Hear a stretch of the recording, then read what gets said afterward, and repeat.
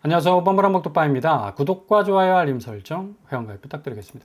한국은행 총재 이창용 총재가 기준금리 인하 의심 말라. 연말까지 충분히 내릴 것이다. 라는 그런 워딩을 던졌습니다. 일단은 또 환율이 어느 방향으로 흐를지 예단하기 참 어려운 상황 속에서도 지금 상대적으로 국내 경기 자체가 굉장히 침체 국면에 빠져 있기 때문에 금리가 계속적으로 올라가다가는 이 내수 부양 자체가 안 되잖아. 쪽으로 그냥 서브마린처럼 잠수함처럼 깔아앉을 가능성이 높다는 얘기입니다. 근데 이게 지금 뭐 단적으로 금리 인하에 대한 드라이브를 걸 수도 없는 게 지금 환율이 상당히 큰 어떤 변동성 속에 있을 수밖에 없다. 지금 최근 환율이 1320원대까지 내려가는, 어찌 보면 달러 가치가 떨어지고 원화 가치가 올라가는 현상이 일어났었죠. 근데 여기 변수가 하나 딱 터졌는데 이게 바로 중동 문제. 이스라엘과 이란의 전쟁이 격화되다 보니까 다시 달러 강세 쪽으로 가고 있어요.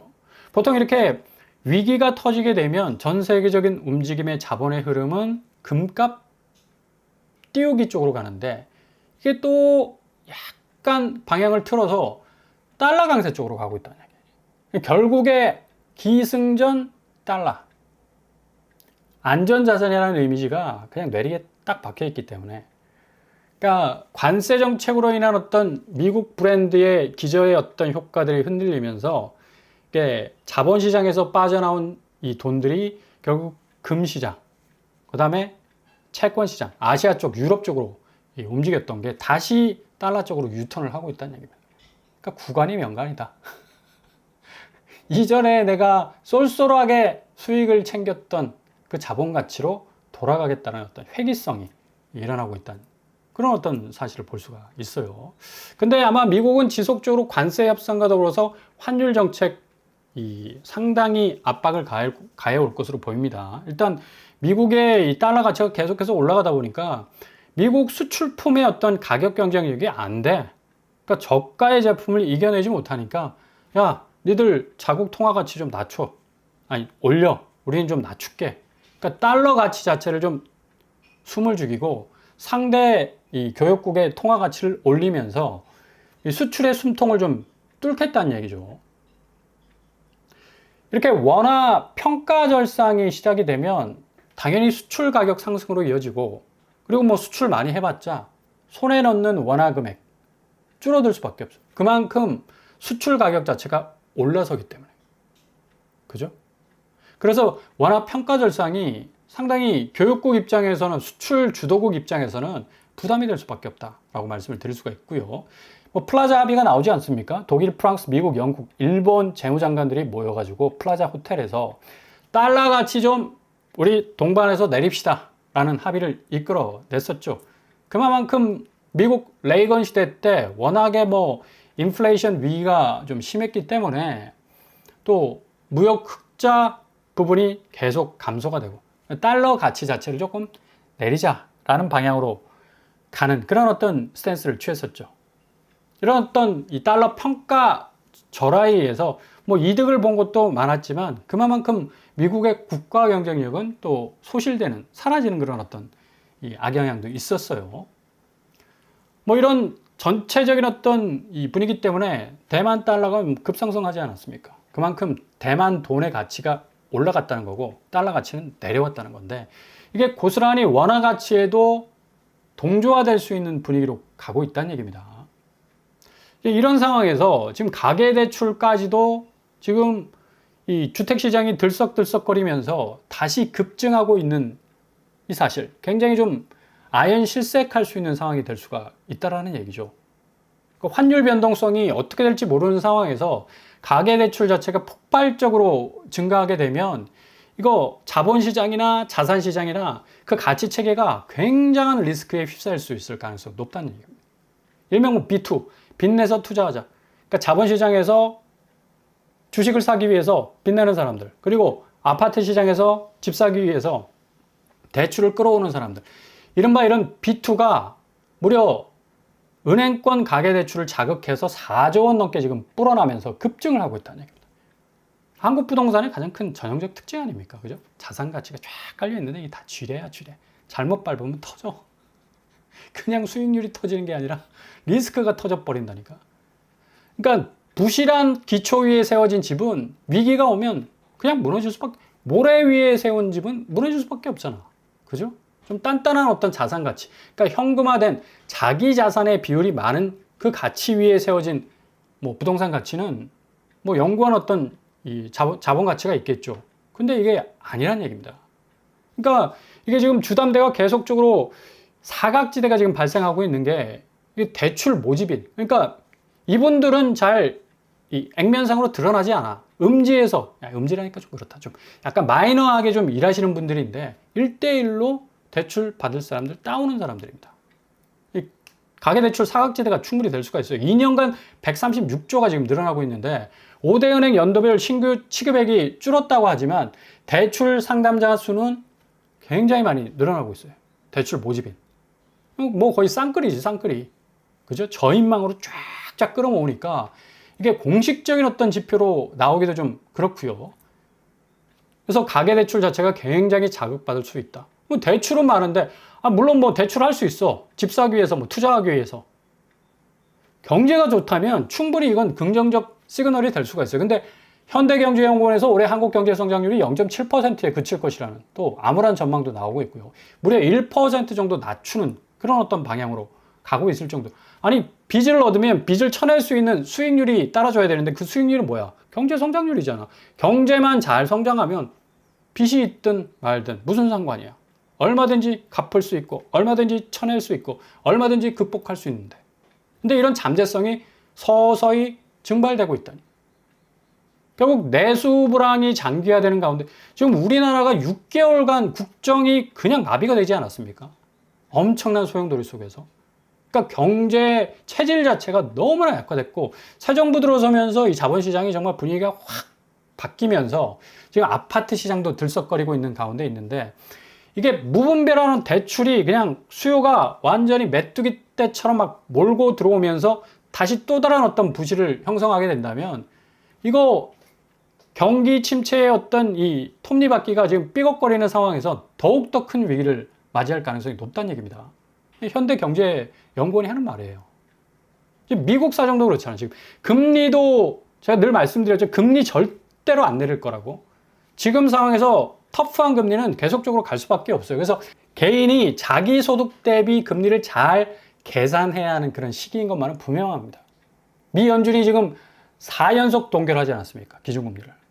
그리고 한다는 말이 뭐 관세가 경제에 직격탄이 될 것이다 라고 말을 하고 있는데 연내 뭐 0.5포인트 정도 내릴까 말까 내릴까 뭐 이렇게 간을 보고 있으니까 트럼프가 뭐 열 뻗지. 그죠? 바로 뭐 파월의 정강이를 걷어차면서 그냥 조인트 까고 있잖아. 2포인트 낮춰야지. 내가 이렇게 말해도 금리 안 내리겠지만 말이야. 2포인트 낮춰야지. 진짜 금리 인하를 압박하고 있음에도 불구하고 파월은 요지부동. 이게 둘 사이에 이 갈등이 봉합이 될 수 있을까라는 생각도 들고 이렇다 보니까 지금 뭐 7월 1일부터 국내에서는 3단계 스트레스 DSR까지 시행이 되는 판이니까 대출 미리 땡겨야 되는 거 아니냐, 소방호수 미리 가져와서 걷어들여서 정말 준비해야 되는 거 아니냐, 비축해야 되는 거 아닌가 라는 어떤 급박한 마음도 생길 수밖에 없는 거고요. 지금 이런 금리 부분이 상당히, 그러니까 앞으로 지금 뭐 서울 집값이 뭐 불장이다, 계속적으로 엄청나게 오를 것이다라는 그런 전망들이 있는데 한순간에 그냥 얼려버릴 수 있는 또 가능성도 있다는 얘기예요. 0.75포인트에서 1.5포인트로 2배나 높아지는데 누가 2배나 높은 금리 감당하면서까지 공격적으로 집을 사려고 하겠습니까? 그리고 정부에서 공격적인 또 저비용 진입로를 확보한 공공분양, 본물처럼 공급물량 이 시그널이 터지게 되면 심리는 깔아앉게 돼 있다는 얘기예요. 그러니까 너무 지금 뭐 빨리빨리 서둘러서 집 사야 되겠네, 큰일 났네, 원들이 가장 싸네, 뭐네 뭐 이런 어떤 오판을 할 필요가 없다는 얘기입니다. 지금 과천이 지금 뭐 집값 상승세에 엄청난 지금 영향을 받고 있다라고 이렇게 말들을 하고 있는데 경기도 주택시장 과천의 독주, 뭐 국민면적 최고가 뭐 1위에서 3위까지 지금 독식을 하고 있다고 하죠. 과천 푸르지오 서밋 지금 두 달째 1위를 지금 찍고 있다고 하는데, 역시 과천은 지금 뭐 한 달 상간에 뭐 1억 정도 오를 수 있다라는 그런 전망까지도 나올 정도로 상당히 지금 엄청난 지금 상승세를 기록을 하고 있습니다. 근데 여기 과천 프루지오 서밋이 무순위 줍줍으로 나오게 됩니다. 의외죠. 여기 분양한 지 꽤 됐는데 물량이 나온다는 얘기입니다. 59A가 7억대였고요. 84A가 9억대. 그러니까 지금 과천의 분양가로는 뭐 도저히 상상조차 할 수 없을 정도의 어마무시 정말 저공비행으로 진입할 수 있는 그런 분양가로 나오게 된다는 얘기예요. 지금 이 자체 시세를 보더라도 20평, 24평이 17억 하고 있으니까 당시 분양가가 7억대, 거의 10억 정도 차익을 볼 수가 있죠. 그리고 33평은 24억 하고 있어. 9억대였으니까 거의 뭐 14억 정도의 갭을 보여주고 있다는 얘기예요. 그러니까 사람들이 과천 하면 그냥 눈이 번쩍 뜨여요. 신봉사가 눈이 공양미 삼백성에 눈이 번쩍 뜨여듯이 그냥 눈이 번쩍번쩍 할 수밖에 없습니다. 뭐 그 정도로 지금 집값 추이가 참 비상하게 돌아가는 곳이 과천일 수밖에 없기 때문에. 평면도를 보시면 뭐 상당히 잘 구성이 돼 있고요.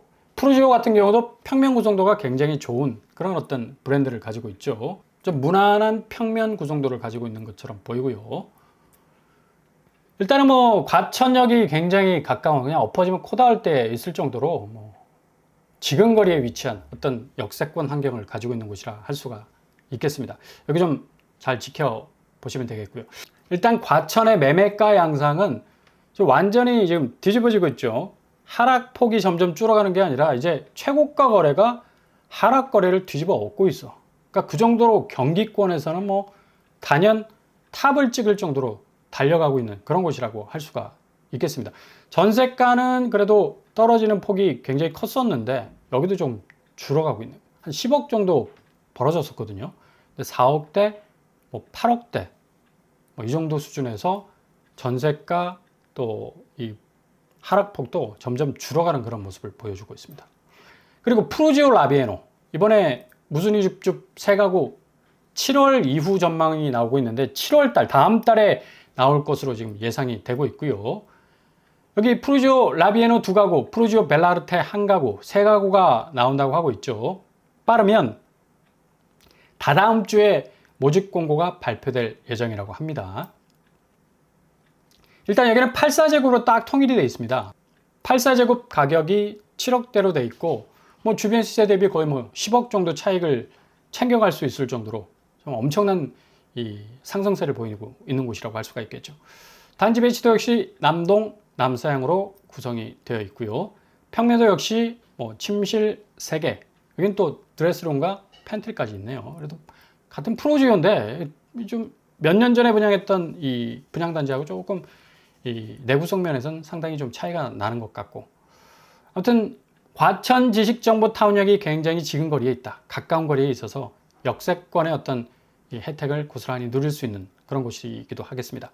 프루지오 라비에노 자체 시세는 17억 정도, 그리고 전세가는 한 8억 정도 되기 때문에 전세 보증금으로 분양가를 충분히 쳐낼 수 있는 뭐 아주 메리트가 충분한 무순위 줍줍 단지 될 수 있을 것 같습니다.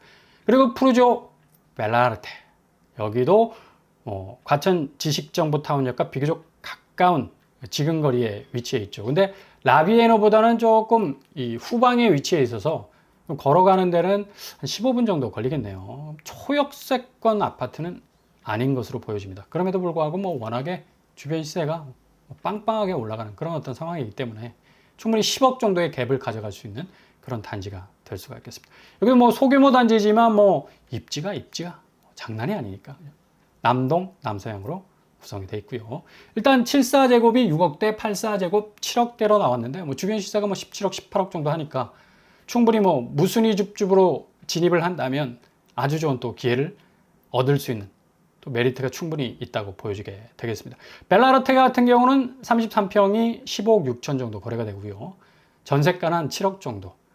라비에노보다는 조금 떨어지는 어떤 실거래가 궤적인 것 같아 보이지만 실질적으로 매물로 나와 있는 가격은 거의 뭐 프루지오 라비에노하고 비슷하게 간다고 볼 수가 있겠습니다. 이외에도 이제 서울에서 강남권에서 나오는 이 분양가 상한제 아파트, 잠실 루엘, 아크로드 서초, 오티에르 포레, 여기는 무주택자라면 무조건입니다. 무조건 한번 잘 들여다보셔야 된다. 근데 이게 자금 계획에서부터 틀어지면 그냥 당연히 셔터 내려야죠. 무리하시면 안 돼요. 금리 얘기 제가 말씀드렸잖아요. 자칫 잘못해서 금리에 물리게 되면 이거 뭐 답이 없습니다. 잠실 루엘 같은 경우는 뭐 10억 원 정도의 시세 차익이 기대될 수 있는 그런 어떤 아파트 1865가구, 그 중에 물량 219가구 정도 분양을 하고요. 아크로드 서초 같은 경우는 1161가구 중에 53가구 정도 분양을 합니다. 84제곱 기준으로 한 20억 정도. 와, 20억이면 어마무시하죠. 그럼에도 불구하고 주변 시세 대비 거의 10억 이상의 차익을 가져갈 수 있다라는 전망도 나오고 있고, 오티에르 포레 역시도 일반 분양 88가구 정도 나옵니다. 시세 차익도 역시 여기도 뭐 10억 정도 달하는, 셋 다 공통적으로 공이 분양가 상한제가 적용이 되기 때문에 이런 이 정답지가 나올 수밖에 없는 겁니다. 일단은 전세보증금 가지고 어느 정도 내 집 마련하기 위해서 차곡차곡 모아오신 분들이라면 계약금만 치른다면 이후에 잔금은 전세보증금으로 충분히 활용이 가능하고, 그리고 다른 비강남권처럼 오르기 위해서는 거의 뭐 분양가가 농축해서 나오기 때문에 그 이상, 분양가 이상 오르기 참 어려운 그런 것보다 강남은 뭐 이게 뭐 도대체 천장이 어디 있을 정도로 그냥 뚫어버리는 데는 뭐 어마무시한 어떤 저력을 발휘하고 있는 곳이기 때문에 좀 잘 지켜보시면서 기회가 오실 때마다 좀 계산기 잘 두드리셔야 됩니다. 그냥 뭐 되겠지, 뭐 어떻게 뭐 하겠지 했다가는 그냥 부메랑 맞을 수 있으니까 조심하셔야 되고, 차분하게 준비하시면서 또 뭐 이런 기회들 잡아 나가신다면 좋은 럭키 세븐이 여러분에게 찾아올 겁니다.